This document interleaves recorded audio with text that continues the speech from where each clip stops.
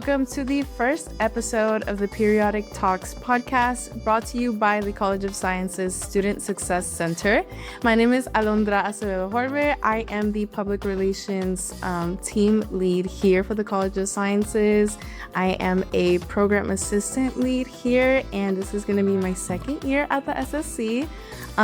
So I'm super grateful and happy that I get to work for the College of Sciences, especially as a student, and kind of represent us as a student body. If you're interested in having a science mentor, just somebody else that can help you and aid you, especially as a student, with a student perspective, if you are interested in that, then that is what we are here for and here to do, is to help you guys.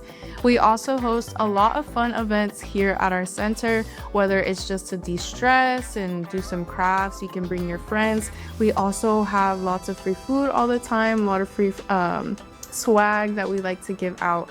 So who doesn't love free stuff? Come on by. We always post our events on Rowdy Link, so it'll always be there. But along with those fun events, we also have a lot of informational events. So we have a lot of workshops, and we host an event called How to Get Involved in Research, which is one of our bigger events that we host. That if you're looking into research, if you want to get involved, if you want to network, if you want to go to some workshops where it helps you with professional development, socializing, time management, all of those things and resources will be provided here in the Student Success Center in the Flan if you are a College of Science student. So we look forward to seeing new faces, to meeting everyone here, even if you are just starting out or you're graduating on the fall or the spring semester. We welcome everybody to come in, and if you need anything, again, we're here. Here at the College of Sciences Student Success Center, we also have a 4-year plan. This 4-year plan can be found on your Canvas. It should be titled College of Sciences Student Success Center or College of Sciences Organization. That is where you're going to find all of the information for your 4-year plan. So basically it is divided from your freshman to senior year. Each year you have kind of like a task or to-do list with things that you can do throughout the semester. It'll be easy, like talking to an advisor, talking to one of your professors, going to a professor's office hour, going to all 3 meetings with your science mentor, coming to an event. So it's just things like that to help you guys get more involved outside of your academics, and to just push you to take that extra step into focusing on what you want to do in your careers. So whether you want to go into research, whether you're pre-health, you want to go into education. Not only does the 4-year plan help you with all those things, but it also celebrates you, because if you do get all of those points that you need at the end of each year, you will be invited into our Excellence of Sciences Awards, where we do give you those cords and pins that you will wear at graduation. So it starts from your freshman year, and then your 4th year, senior year, if you're completed, you also get a medal. So you will be all decked out for graduation. So if you can, start that now. But if you are a transfer, if you didn't know about the 4-year plan and you're a senior, junior, there's also ways that you can make up for those points and still get all 4 cords and pins and that medal. So if you are interested in that, just come by the SSC and we have all the information for you. Or if you have a science mentor, also ask them about them. So we are more than happy to help. Just make sure to click on that tab on Canvas just to get ahead on that. Get a very special guest on this podcast. We have our new Associate Dean of the College of Sciences, Dr. Hector Aguilar. Thank you for coming. We're just doing a quick little interview so that the students can kind of get to know you better. Now that you're here at the SSC, what your place is going to be, how you can help out, your background.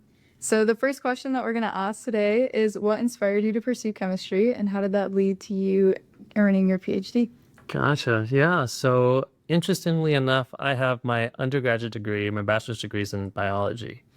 I was pre-med at one point in my educational career, and then thought, not sure I want to go into medicine. So I actually have experience practicing medicine. I was an EMT for several years. So I worked on ambulances in the ER.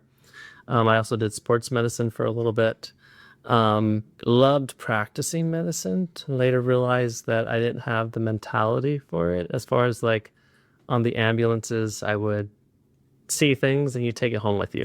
So it was in undergrad that my chemistry professor asked me if I wanted to be his teaching assistant for the labs.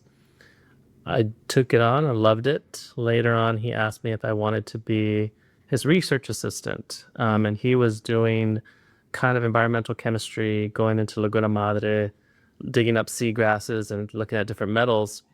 Realized that I loved research, but I'm not a field researcher. But I still loved research. So another faculty member asked me if I wanted to do organic chemistry, so medicinal chemistry, synthesizing molecules as anti-cancer agents. Fell in love with that. Decided I want to go get a degree in my PhD in chemistry, but I was already so far along in my biology degree. So I went to UT Southwestern Medical Center where they had a special track where I could do that. Did 2 years there, and then my PI transferred here to UTSA. I transferred with him and graduated here and been here since. Outside of chemistry and teaching, what hobbies or interests do you enjoy? So I have given a shot at gardening. I used to have a lime tree, a lemon tree, a banana tree, a pineapple, an avocado tree. Now they're all dead. So the only thing I have now left are my flowers, and they're live and strong. But so that's what I've given a shot at as far as hobbies go. What are some ways students can take full advantage of their time at the College of Sciences? So that's a great question. I think what happens a lot of times is sometimes students kind of get lost on their own because they don't want to ask for help, right? And it doesn't necessarily have to be tied to their classes. It could just be how to navigate their undergraduate career with respect to like, okay, well, I need a job. How do I find the job after I graduate, right? Yeah. So the Student Success Center here is probably going to be their first stop. I don't think that a lot of times students don't realize all the services that they get from Student Success Center here. Yeah. They not only can they get help with their academics, but they can get help with their what we call experiential learning, which means internships and undergraduate research opportunities. Yeah. They can also get involved in, how to be a good student with respect to, note taking and study skills and stuff like that. So I would say your first stop should be your Student Success Center, regardless of what college you're in. If you're in the College of Sciences, absolutely stop by and see what services are available for you. Even if you're not even sure if there's anything they can do to help with whatever it is that you have, just come and ask front desk, and they can probably tell you a whole bunch of different things. So the thing about the College of Sciences is that we have students with a whole diverse different types of interests. Of course, we have those that are pre-health profession, right? So those of them that want to be physicians, dentists, PAs, pharmacists, and so forth. And we also have those that are on a very distinct science track. So either thinking about a bachelor's level, master's, or PhD level scientists. And then you have those that are looking for applications in maybe the community, utilizing their science in a way to serve the community. So we have, even though you may not have a degree that's awarded through the College of Sciences, you still have a lot of interaction with the College of Sciences, right? So, yeah. So now that you're joining us as the Associate Dean, there's been a lot of rumors that you're no longer teaching. Can you address these rumors, or are you going to be teaching? I am going to be teaching. Okay. And I think what happened was I may have told a student. It's funny, though, how quickly you all talk to each other. Yeah. Because I know I told a few students that I wasn't going to be teaching next semester. Mhm. And have you ever played that game of telephone? Yeah. You say one thing, the next person changes it a little bit and a little bit, Yeah. a little bit. And somehow it turned out that I was no longer teaching ever again. So no, I will not be teaching next semester. But I'll be returning to the classroom in the fall of 2026. So when I took this position, taking on another associate dean position, because I'm also the associate dean in the honors college, would mean that I'd have to go down to teaching one class a semester. Before this position, I was teaching 2 classes a semester. But because the announcement of my position came out when classes already started, it was going to be very awkward to tell students, yeah, sorry, I can't teach this class anymore. Right. And here's a new instructor. Nonetheless, I would have put the department in a pretty big bind to do that. So I decided to just go ahead and teach both these classes, which has been fun. And then next semester, don't teach any. And then the year after that, go back to teaching one a semester. Yeah. And then you had said that you wanted to do hopefully OChem 1 and then OChem 2. Yeah, because I would like to teach Organic 1 in the fall Yeah. and then teach Organic 2 in the spring because I like the idea of taking the students through their entire organic series. Yes. Right? That's not to say that always happens because sometimes students can't enroll in that class. But for the most part, I do get a lot of students that take That come back. Yeah. Okay. What is the best piece of advice that you've been given? So the best piece of advice that I've been given has evolved over the years, and it's a piece of advice that I give to a lot of my students that is always stay excited about the opportunity. I think what happens a lot of times is, when you first come to UTSA or your first college student, you're really excited about taking advantage of all these different opportunities, not only in the classroom, but like, meeting new people, joining clubs, you're so excited. And then somewhere down the line, it starts to feel like it's more of an obligation, right? Like I have to go to class or I have to put on this event because it's part of my job, right? That we forget about the opportunities because we're so focused on the obligation. Yeah. So my advice to students is always stay focused on the opportunity. There's so many that you can take advantage of, right? Are going to ultimately make you more competitive in the job market, right? But make you an overall better person. So either take it or don't, right? If you could switch professions for a week, what would you be? Yeah. So I've debated between two things. And again, I'm assuming that I already know how to do it. Like because if I only have a week, I can't learn anything. I want to be able to know how to do it. And it's, I think they call them falconeers, but basically they train falcons, right? And they'll train them to come to you and do, it's a whole big thing. And they do the same thing with owls, right? That would be great. But if it wasn't something that I had time to learn, I probably would give my shot at story writing. Yeah. So writing stories for fun. Which you also do, but just not as a career. Yeah. Well, so I have written a story. It is 32 chapters in that I started 10 years ago and haven't finished. So I started writing to help me sleep, and I wrote a story that has nothing to do with the reality. It is a gay love story between a witch and a vampire that are at war with each other. So kind of like a Romeo and Juliet thing. And wrote it. It's got 32 chapters in, haven't finished it. And I hope to finish it one day. So I actually already have the ending for the first book written, and I have everything up to the middle. So I just need to get to the end. The problem is that technically the way that I ended it, I could technically have a second book that continues on. But it's supposed to be for fun, so it's supposed to be like an obligation. Do you write it like in a journal or do you? Oh, no, I type it out. Oh, okay. Yeah, I type it out. No, that's like a really cool hobby. I mean, it's not even, is it considered a hobby if you've done it for like a decade now? I think it's considered a hobby if you don't feel pressure to do it. Like you just want to do it. I think when it's no longer a hobby is when it's something that you're like, oh, I have to do this. Yeah. Right. Obligation. Yeah, exactly. With Halloween coming up, do you know what you're going to be this year? If not, what has been your favorite Halloween costume that you've done so far? Yeah, so I think I've mentioned this to you. I'm huge on Halloween. Yeah. I love Halloween. Yes. I love the whole costume making, the design and everything. I do not know I'm going to be this year.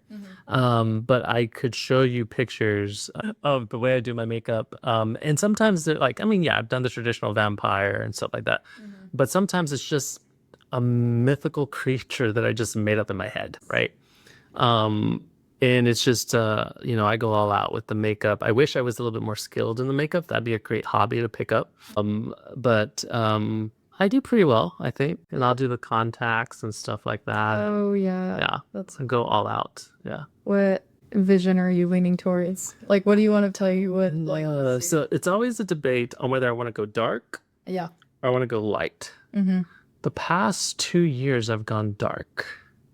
So I probably need to switch it up a little bit because I've gone really dark the past few years. Yeah. I think it's time to switch it up. Especially with makeup. Yes. It's fun to add color. Yes. And again, I wish I could, that is a hobby that I wish I could pick up is the whole makeup stuff. I mean, you can. Oh, yeah. Yeah. Yeah. The creative stuff.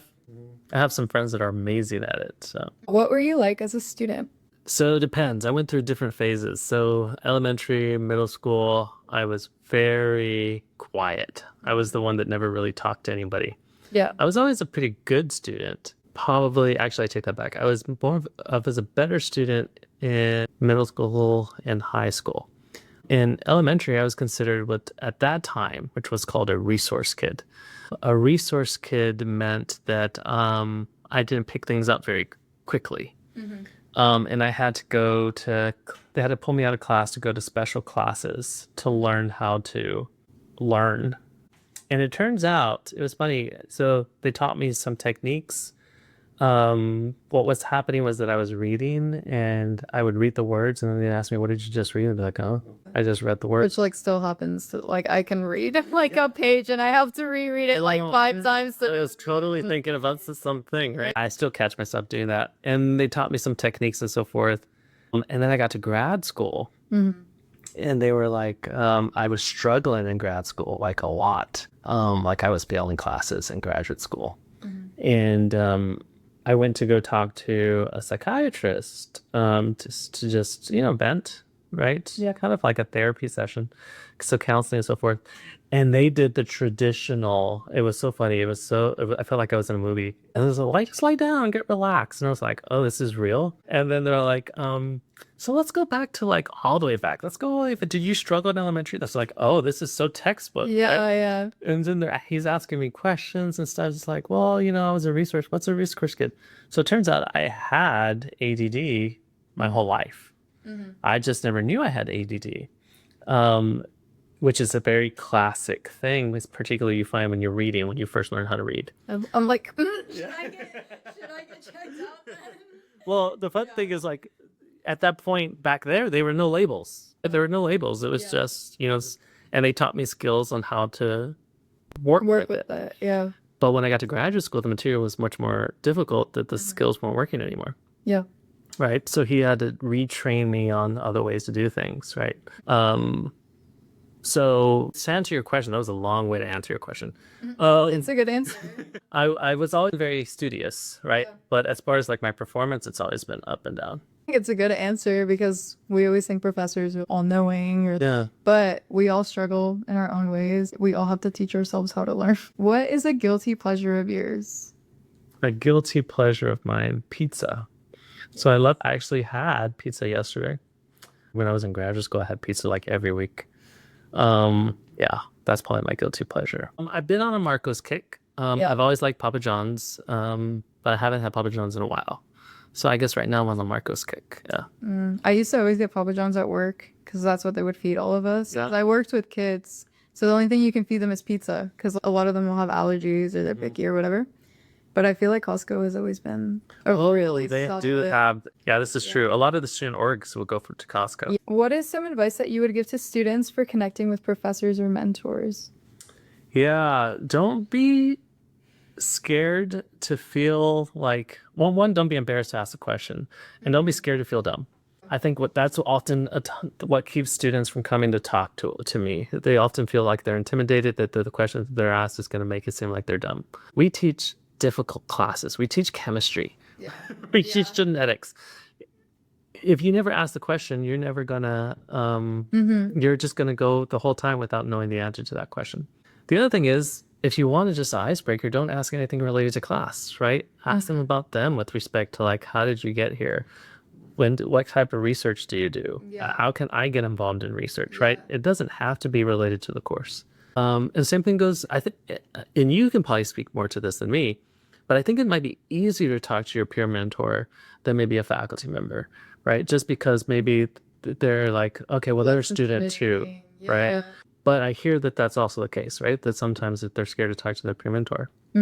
Would you say that's true? Maybe just because of the formality of scheduling a meeting, sending emails, or even I actually had never gone into the SSC because I always thought it was people were doing events and you had to RSVP for it. It always felt like something more formal than what it really is. Yeah. And now that I work here, I'm like, oh, it's literally just people come in here and study. Or, it's not that big of a deal. So, like, as long as you have an ABC 1, 2, 3, like, you can come in. I guess maybe that could be the case sometimes. Yeah, it's just a space, right? I think you don't have to come in with any intent like, oh, I'm going to have to talk to somebody about a career Yeah. or something. No, you can just come in and sit and study, and who knows who you might be sitting next to. And then if you have a question about something, a flyer that's on a wall. And if you have a question and you don't know who to ask, that person may not know the answer, but they'll find somebody who will. Yeah. So it's always worth asking.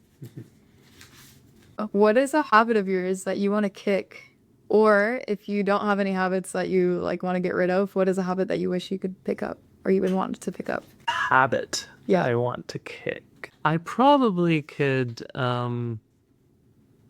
be less obsessed with checking my phone. I'll notice I'll be at dinner with my husband, Yeah. maybe so-and-so, and there's like, maybe a minute of silence where neither one of us say anything. And as soon as that minute happens, I already have my phone and I'm checking, okay, did I get a response to this? I probably need to just be like, either leave the phone in the car and just enjoy the moment. Yes. Right. Regardless if it's just, even if it's just silence for a little bit, Yeah. I just enjoy the moment. I do have that problem.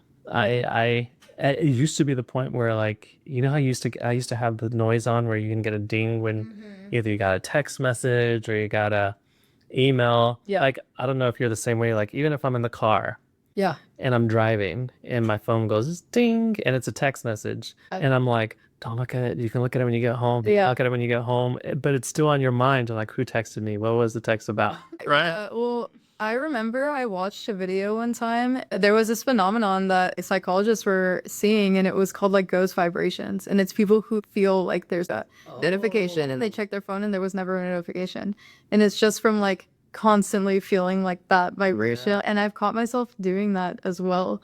Like sometimes I'll check my phone thinking that somebody texted me and no one texted me. Yeah. Which is also just like kind of crazy how your phone changes your behaviors. You get caught in your head because you're just like, Yeah. I literally at dinner, you know that somebody texted you because you heard it and you're talking to the person in front of you, but the whole time you're just You're thinking, thinking about that. what's this? Can I just look at it? But what is one travel destination on your bucket list? So probably the next place that we'll be, I just came from Greece this past summer, which was great. Yeah. If you ever have the opportunity, Athens is amazing. We went to Mykonos. That was also very nice. The beaches are beautiful. They're much colder than the Gulf of Mexico. Yeah, I'm a big beach person. So I'm used to Miami South Beach, right? And there, it's like in the 80s something and it feels good. It's like nice. you just go and you feel good. And me very naively was thinking it was going to be the same and went in. I was like, ooh, this is cold. That is sandy. Is the sand like rocky too? Yeah, it is. It's pebbly. Granted, if you go to the resort areas, you can tell it's imported, right? Because you just walk off a little bit and you're just like, oh, that hurts, right? But it's beautiful though. Absolutely beautiful. Next is on my list was going to be Spain. So maybe start at Madrid, Barcelona, and then I want to go to Ibiza. Yeah, I'm very big on the music and dance scene. Yes. So I love that kind of stuff. So I want to do that before my body will not dance anymore. Yeah, it's appreciation to your body. Yeah, that's right. That's how yeah. So that's what I'm hoping to do in next summer. That's what cross my What fingers. time? So because of my work schedule, July is probably the only time that I have to take really long vacations on. Yeah. So I'm thinking July, although I don't know if that's a good time to even visit I mean, Spain. it's super like touristy. I say that like I'm literally a tourist. But anyway, and it's also really hot. But I was asking because when I went to Barcelona, because I know you had told me that you felt weird about being older and the dancing and stuff like that. You're not old. I'm just saying, like, I thought Yeah. They like pass you by dancing. Dr. Aguilar. No, well, so I actually went to a festival in Barcelona and there was like 50% people my age and like 50% people that were in like their 40s. Like people over there still have fun even though they're like older because it's just part of the culture. So Yeah, it's much more freer in that respect, right? yes. Like, yeah. Even something that I noticed too, like going back to the phone conversation, people don't take out their phones like at festivals and stuff like that. Living in the moment. Yeah, if anything, they look at you if you take out your phone because they have such a thing about privacy. Oh. So it's like if you're filming other people, like you don't know if that's gonna get posted or anything. So it's honestly really nice. Liberating in that Yes, aspect. I feel like at least. Yeah. I had a good time there. Yeah, there's a lot to be said about living in the moment. There's this DJ that I saw that he mixed like trance with reggaeton, Oh, and it was really good. I don't know what type of music you're into, but Well, that sounds similar. So when we were in Greece, there was a DJ. Man, I forgot his name. He mixed a bit of reggaeton with African type of music. yeah, like Afro like beats, like house. Yes, Yeah, exactly. And if you go to Portugal too, they play a lot of Afro house and stuff. I feel like it gets a little repetitive Yeah, after a while because it's kind of slow, but definitely like yeah. it's tropical vibes. I can see in Greece. It was a good I time. don't remember who it was. I don't remember. I could definitely look it up though. Yeah. Going along with this topic, what's your favorite travel story that you would like to share? Favorite travel story. So the first trip my husband and I went on was to Miami, South Beach, to a Madonna concert. We were gonna go to a Madonna concert. Oh, man. My husband and I are very opposite in the fact that I'm a planner and Type he's A, not. type B. So the beach that we wanted to go to was a lot closer where all the shops are and everything was closer to like 10th Street. And he got the hotel on the 45th Street. So it was a long walk all the time, like back and forth, yeah. right? And then the Madonna concert was like really far. Like it was nowhere near where we were, right? So now, but he also is the type who doesn't like to be on an agenda, doesn't like to be on a schedule, just free spirited, right? Let's just go and see what happens. Yeah, And which that is just kind of messed- the worst. On trips because you don't have time to waste. I feel like at least. That's how I feel. Like it just messes with me, right? Like I'm like, but then we won't be able to see this, so we won't be able to do that, Yeah, right? exactly. So I've had to get sneaky, where I'd be like, okay, I'll book the hotel, right? And you book the flights, okay. So I make sure that the hotel is everywhere where I need to go, like I want to go, so that when we pass by, it's like, oh, that looks cool. Let's go in there and see it past day. It was all club. So, it's like we're being spontaneous, but we need to make sure that we go there at 1 o'clock. So now we tend to try to go to Miami. So that was the first trip we were ever on together. So we try to go at least every other year. Yeah. Nice. Well, my roommates and I went to Miami for spring break, and my roommate was in charge of getting the Airbnb because we wanted to go to Fort Lauderdale. Yeah. And we were like, just get the cheapest one. And she literally got an Airbnb in like Hollywood, Florida, like an hour away from Fort Lauderdale. So it would be like we were all getting ready to go out, and it was like equal distance from Miami to Fort. So we'd And be then like, they have to drive back. yeah, so now we'd be like, do we go out in Miami tonight or do we go out in Fort Lauderdale? And like every time we would get there like at 1 a.m. and it would be like, it's about Dude, that's why you need a plan. yeah, but the Airbnb was cheap. So Yeah, I don't know. But how much did you spend on gas? she was the one that got the car. I mean, I think we were low key like, you did this. You're paying for your mistakes. But yeah, for sure. I feel like you need to be type A on a trip. Yeah. I think that's it. Thank you so much for coming. Thank y'all for having me. I hope people who are watching this got a better feel of what it's going to be like at the SSC and how you're going to incorporate all of your experience to help us out as students. At anything at the very least, realize that your faculty and peer mentors are human. Yes. Just come and have a chat with us. Yes. Yeah. Well, yeah. Thank you guys so much for tuning in.